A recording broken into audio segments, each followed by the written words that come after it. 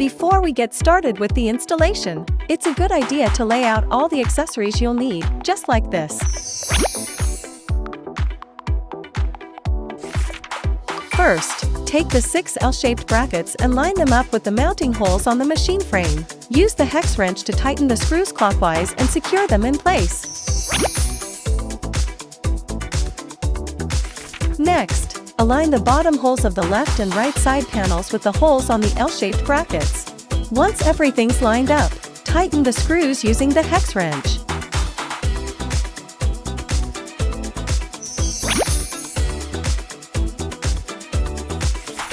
Now, take the rear panel and match it up with the mounting holes on the U-shaped connector bar. Notice to use the shorter one, not the longer one.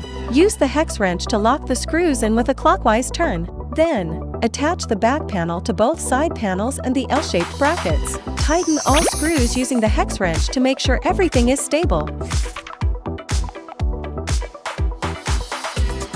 Route the fan cable through the cable hole on the left side panel. You can also use the cable clips and cable ties to organize the cable and keep it in place. Connect the limit switches on both the left and right sides. This enables the emergency stop function when the lid is lifted.